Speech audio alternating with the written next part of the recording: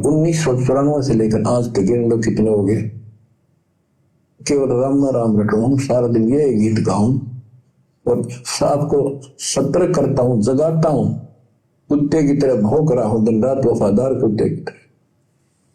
आपको आंखें खोलनी पड़ेंगी। अब इस नींद में सोने नहीं दूंगा जब तक मेरे जीवन में सांस है।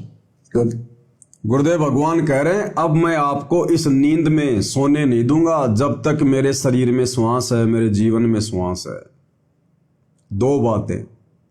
सबसे पहली बात कि मैं आपको सोने नहीं दूंगा, इस काल की भांग आप आत्माओं के ऊपर चढ़ने नहीं दूंगा। अज्ञानता के नशे में जो काल हमें सुलाता है, युगों युगों से सुलाता हुआ आ रहा है, तो गुरुदेव भगवान कह रहे हैं, अब मैं तुम्हें अपने प्रवचनों के माध्यम से, इस भक्ति के माध्यम से तुम्हारे ऊपर चोट मारता ही चला जाऊंगा, मैं तुम्हें सोने नहीं दूंगा। गुरुदेव कह रहे हैं, मेरा तो प्रयास यही है, अगर तुम जबरदस्ती ही घुटने टेक कर सोना चाहो, जानबूझकर ना समझ बनने की एक्टिंग करो, तो भाई बात अलग है।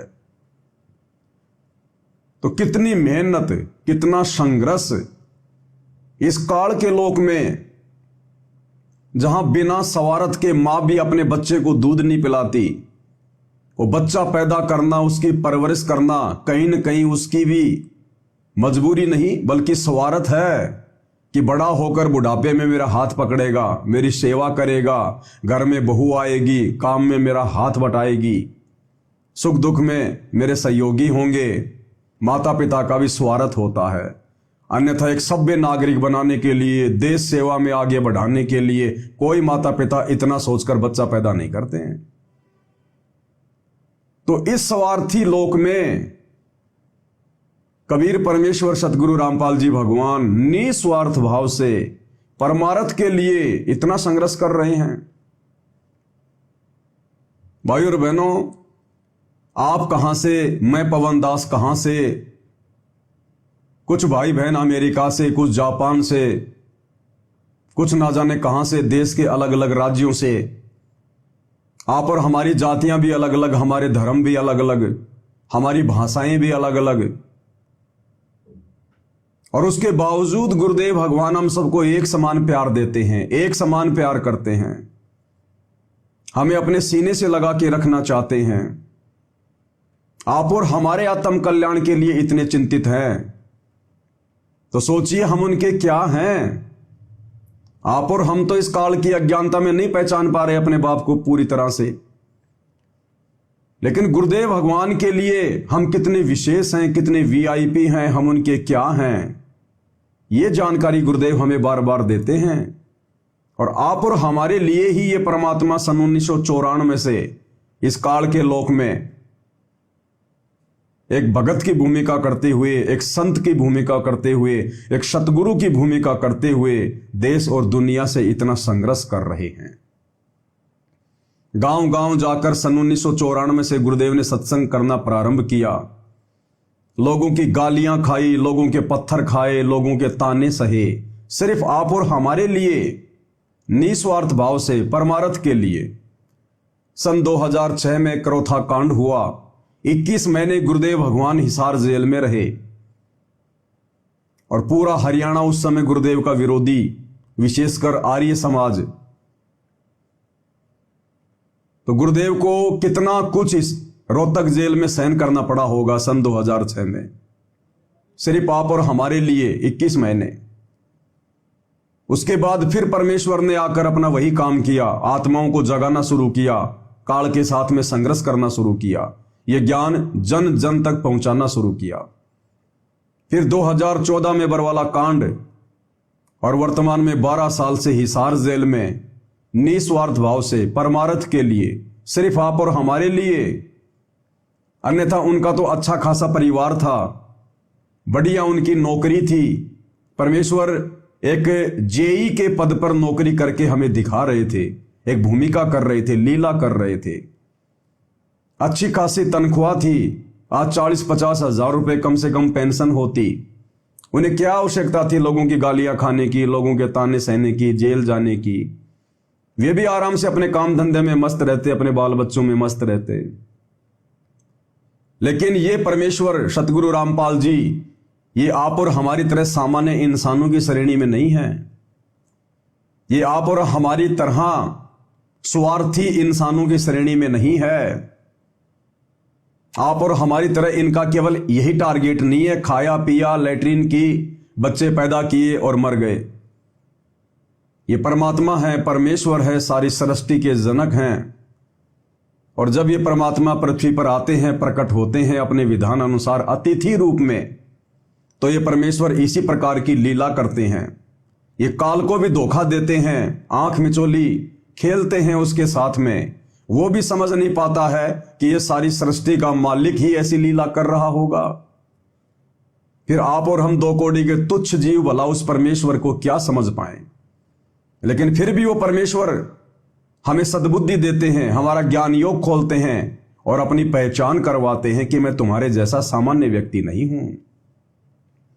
और सत्संगों के माध्यम से गुरुदेव हमें समझाते हैं, फिर सत्संगों के माध्यम से। और एक सत्संग में पूज्य गुरुदेव भगवान ने किस प्रकार से संकेत किया है, क्योंकि भाइयों और बहनों हमने संकेत ही समझने पड़ेंगे। अगर हमें गुरुदेव के संकेत वाली भाषा समझ में नहीं आई तो हम कुछ भी नहीं समझ पाएंगे, कुछ भी। और इस सत्संग में गुरुदेव भगवान हमें क्या कह रहे हैं, सबसे पहले आपको गुरुदेव का एक छोटा सा सत्संग सुना रहा हूं। इस सत्संग में गुरुदेव भगवान कह रहे हैं कि उन महापुरुषों को छोड़कर जिन्हें परमात्मा आकर मिले, तो किन किन को आकर मिले परमात्मा? आदरणीय धर्मदास जी को आकर मिले, आदरणीय गरीबदास जी को आकर मिले, आदरणीय गीसा संत जी को आकर मिले, आदरणीय दादू जी को मिले, आदरणीय नानक जी को मिले, आदरणीय मलुकदास जी को मिले। कहते हैं उन महापुरुषों को छोड़कर जिन्हें परमात्मा आकर मिले, या स्वयं आकर परमात्मा ने जो ज्ञान दिया, उसके अलावा और धरती पर कोई सत्संग नहीं है। यानी गुरुदेव भगवान कह रहे हैं यदि कोई सत्संग है, या तो स्वयं कबीर भगवान ने आकर दिया वो सत्संग है, या कबीर भगवान जिन आत्माओं को आकर मिले, फिर उनको शतलोक लेकर गए, सारी व्यवस्था से परिचित करवाया, फिर उनको वापस छोड़ा, अपना एफिडेविट बनाया, अपना गवाह बनाया। और उन महापुरुषों ने जिन्होंने आंखों से परमात्मा देखा, जिनका ज्ञान योग परमेश्वर ने खोला, फिर उन महापुरुषों ने जो सच्चाई बताई, जो ज्ञान दुनिया को दिया, वो सत्संग था। उसके अलावा धरती पर सत्संग नहीं है, बाकी सब डुप्लीकेट है, सब डुप्लीकेट। पहले आप ये 1 मिनट का सत्संग सुनिए, और इस 1 मिनट के सत्संग में कितनी गहराई है, ये फिर बाद में गुरुदेव के आशीर्वाद से आपको समझाएंगे। सत्संग के अंदर परमात्मा का विधान बताया जाता है। परमात्मा के विधान को तोड़ने वालों को होने वाली हानि से अवगत कराया जाता है, परिचित कराया जाता है। और जो मर्यादा में रहकर साधना करते हैं उनको क्या बेनिफिट होगा वो भी बताया जाता है। तो इसलिए सत्संग की विशेष आवश्यकता है। हमने सत्संग मान रखा था कि संत कोई हो, वो जैसा ज्ञान देता है वो सत्संग ही होता है। नहीं, सत्संग के अर्थ से पता लगता है कि जहां सच्चाई का साथ हो वो सत्य संग होता है, अन्यथा वो सत्संग नहीं है, बेशक से उसका नाम सत्संग हो। तो वर्तमान के अंदर आज तक उन महापुरुषों को छोड़कर जिनको भगवान मिले, उनकी अमृतवाणी के अंदर सत्संग है, या स्वयं परमेश्वर ने आके जो ज्ञान दिया वो सत्संग है। हमारे सदग्रंथों के अंदर सत्संग है, और उन सदग्रंथों से हटकर उन महापुरुषों की वाणी से भिन्न को ज्ञान देता है, सत्संग करता है, वो डुप्लीकेट है। तो इसलिए सत्संग की आवश्यकता होती है। सत्संग क्या कहा गुरुदेव भगवान ने? सत्संग क्या है, सत्संग क्या होता है? वो महापुरुष जिनको परमात्मा आकर मिले और उन्होंने जो ज्ञान दिया वो सत्संग है, या फिर खुद परमात्मा ने आकर जो ज्ञान दिया वो सत्संग है, बाकी सब डुप्लीकेट है। तो भाई और बहनों, धर्मदास जी को परमात्मा कबीर जी आकर मिले, गरीबदास जी को मिले, नानक जी को मिले, दादू जी को मिले, घीसा संत जी को मिले, मलुकदास जी को मिले, और उन्होंने जो ज्ञान दिया वो सत्संग है। या फिर खुद परमात्मा ने आकर, जैसे 650 साल पहले परमात्मा स्वयं अपने वैदिक नाम अनुसार आए, कबीर देव नाम से। द्वापर में परमात्मा करुणामय नाम से आए, उन्होंने सत्संग किया। त्रेता में परमात्मा मुनिंद्र नाम से आए, उन्होंने सत्संग किया। सतयुग में परमात्मा सतसुकृत नाम से आए, उन्होंने सत्संग किया। और गुरुदेव कह रहे बाकी सब डुप्लीकेट है। तो बताओ भाई, सतगुरु रामपाल जी को कबीर परमात्मा कब आकर मिले? तो सतगुरु रामपाल जी जो ज्ञान दे रहे हैं वो डुप्लीकेट है या वो सत्संग है? क्योंकि दो ही चीजें बताई परमात्मा ने, या तो जिन महापुरुषों को परमात्मा आकर मिले उन्होंने जो ज्ञान बताया वो सत्संग है। तो सतगुरु रामपाल जी को कब आकर मिले कबीर परमात्मा, या फिर खुद परमात्मा ने आकर ज्ञान दिया वो सत्संग है। तो आप लोगों के अनुसार वर्तमान में परमात्मा तो धरती पर है ही नहीं, परमात्मा तो दाढ़ी मूंछ वाले कबीर जी हैं। तो कब दाढ़ी मूंछ वाले कबीर जी तो धरती पर है नहीं, और सतगुरु रामपाल जी को कबीर जी आकर मिले नहीं। तो फिर सतगुरु रामपाल जी जो ज्ञान दे रहे हैं आप उसको सत्संग कहोगे या फिर डुप्लीकेट ज्ञान कहोगे? अब आप कहोगे कि भाई गुरुजी को 1997 में कबीर परमात्मा आकर मिले थे।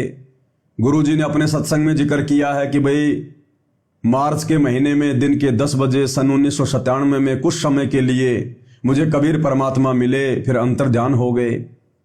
चलो ठीक है, 1997 में सतगुरु रामपाल जी को आप लोगों के अनुसार कबीर परमात्मा मिले। तो 1997 से पहले सतगुरु रामपाल जी ने जो सत्संग किए हैं सन 1994 से 1997 तक, क्योंकि कबीर परमात्मा तो सतगुरु रामपाल जी को 1997 में आकर मिले, तो 94 से 97 तक सतगुरु रामपाल जी ने जो सत्संग किए वो तो कबीर परमात्मा से मिले बिना किए ना, उनके मिलने से पहले किए। तो क्या वो सत्संग नहीं है? क्या उन सत्संगों को सुनना नहीं चाहिए? क्या उन सत्संगों में वो ज्ञान नहीं है? तो भाई और बहनों, परमात्मा अपनी पहचान करवाने के लिए हल्का सा सुराग छोड़ देते हैं, हल्का सा सुराग। तो 1997 से पहले ये परमेश्वर जो सत्संग कर रहे हैं वो भी सत्संग है, और रियल में वही थे सत्संग। तो सन 2000 के बाद तो परमात्मा ने धर्मशास्त्रों को खोलकर दिखाना शुरू किया, आप और हम आत्माओं को जगाने के लिए, ताकि हमें विश्वास हो कि वास्तव में गुरुदेव ने जो सत्संग किए हैं सन 1994 से 1997 तक, वास्तव में वो ज्ञान सत्य है, परम सत्य है, वो सूक्ष्म ज्ञान है।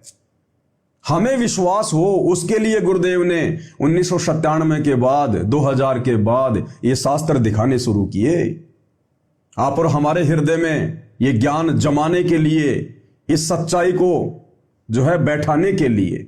अन्यथा रियल में तो सत्संग गुरुदेव ने 1994 से 1997 तक ही किए हैं। और आज देख लो, उसी लाइन पर गुरुदेव भगवान फिर से आ गए, उसी लाइन पर। अभिसार जेल से जो सत्संग आ रहे हैं ये वही सत्संग है जो सत्संग गुरुदेव ने 1994 से 1997 तक किए थे।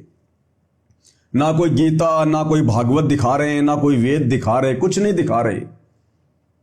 हिसार जेल से ऑडियो में अपने मुखारविंद से हमारे लिए 1-1 घंटे के सत्संग भेज रहे हैं। तो रियल में सत्संग तो वही था। बीच में तो गुरुदेव ने आप और हमारी आंखों के बंद पर्दे खोलने के लिए कि जो हिंदू होगा वो अपने वेद और गीता से देख लेगा, मुसलमान होगा वो कुरान शरीफ से, कुरान मजीद से देख लेगा, ईसाई होगा वो बाइबल से मेल कर लेगा, सिख होगा वो गुरु ग्रंथ साहिब से देख लेगा। तो बताओ भाई, ना तो सतगुरु रामपाल जी को 1997 से पहले कोई कबीर परमात्मा आकर मिला ताकि उन्हें ज्ञान दिया हो, उनको सतलोक लेकर गए हों, उनका ज्ञान योग खोला हो, फिर उन्होंने सत्संग किए हों, और परमात्मा 90% संगत सतगुरु रामपाल जी को मानती ही नहीं। परमात्मा मानती है दाढ़ी मूंछ वाली उस नकली फोटो को। तो बताओ भाई, 1994 से 97 के बीच में जो सत्संग किए गए गुरुदेव के द्वारा गांव गांव जाकर, क्या वो सत्संग नहीं है? क्या वो डुप्लीकेट हैं? तो परमेश्वर ने संकेत कर दिया ये कि अब वर्तमान में वे स्वयं ही कबीर देव हैं, कबीर परमात्मा हैं, अपने ओरिजिनल रूप में धरती पर आए हुए हैं। और जो सत्संग उन्होंने 1994 से किए हैं, असल में वही यथार्थ सत्संग है। भाई और बहनों, जींद के सत्संग, रोहतक के सत्संग, छुडानी के सत्संग, जो ये पुराने सत्संग हैं गुरुदेव के MP3 में, क्योंकि उनके वीडियो नहीं है, आप उन सत्संगों को ध्यान से सुन के देखना। उन सत्संगों के अंदर जो संकेत हैं, उन सत्संगों के अंदर जो विशेष सच्चाई है, जितना आत्मिक आनंद हमें उन सत्संगों में आता है, आपको बाद के सत्संगों में नहीं आएगा। क्योंकि बाद के सत्संगों में तो बार बार गुरुदेव ने कभी गीता दिखाई, कभी बाइबल दिखाई, कभी वेद दिखाए, कभी नकली संतों की पुस्तकें दिखाई। लेकिन आत्मा को छूने वाली जो बातें हैं, जो वाणियां हैं, जो शब्द हैं, जो सत्संग गुरुदेव ने सन 1994 से आदरणीय गरीबदास जी के सदग्रंथ साहिब को आधार बनाकर सूक्ष्म वेद की वाणियों के आधार से जो सत्संग किए हैं, रियल में तो वही आत्मा की खुराक है। तो ये परमेश्वर स्वयं धरती पर प्रकट हैं वर्तमान में। क्योंकि दो ही तरीके से किए गए सत्संगों को गुरुदेव ने सत्संग बताया। सबसे पहले वो महापुरुष जिनको कबीर परमात्मा आकर मिले और फिर उन्होंने जो आगे ज्ञान दिया, वो सत्संग है। और दूसरा, कबीर परमात्मा ने खुद आकर जो ज्ञान दिया, वो सत्संग है। तो ये कबीर परमात्मा स्वयं ही 8 सितंबर 1951 से गांव धनाना में प्रकट होकर 8 सितंबर 1951 से और 17 फरवरी 1988 तक एक आम व्यक्ति की भूमिका करते हुए, कि आम व्यक्ति भी समाज में कैसे रहता है, कैसे प्यार प्रेम से रहता है, कैसा उसका स्वभाव होता है, उसका आचरण होता है, माता पिता के साथ में उसके क्या संबंध होते हैं, समाज के साथ में कैसा संबंध होता है, परमात्मा ने वो लीला भी करके दिखाई 8 सितंबर 1951 से 17 फरवरी 1988 तक। और 17 फरवरी 1988 को परमेश्वर ने एक अच्छी आत्मा आदरणीय राम देवानंद जी को अपना मुंह बोला गुरु धारण किया और 12वें पंथ में प्रवेश किया 1988 में, अपनी वाणी के अनुसार कि 12वें पंथ हम ही चल आवें और सब पंथों को मिटा के एक पंथ चलावें। तो परमात्मा ने 12वें पंथ में प्रवेश तो करना ही था। तो 17 फरवरी 1988 को 12वें पंथ के लास्ट गुरु आदरणीय राम देवानंद जी को अपना मुंह बोला गुरु धारण किया। और फिर सन 1994 में परमेश्वर ने नाम दीक्षा की लीलामय तरीके से आज्ञा लेकर सांसारिक दृष्टि में गुरु शिष्य की एक अच्छी भूमिका निभाते हुए, एक रोल करते हुए और अपने मुंह बोले गुरुदेव से सन 1994 में नाम दीक्षा और सन 1993 में सत्संग करने की आज्ञा लेकर फिर आगे अपने यथार्थ 13वें कबीर पंथ को धीरे धीरे बढ़ाया। तो ये स्वयं कबीर परमात्मा है, स्वयं कबीर भगवान।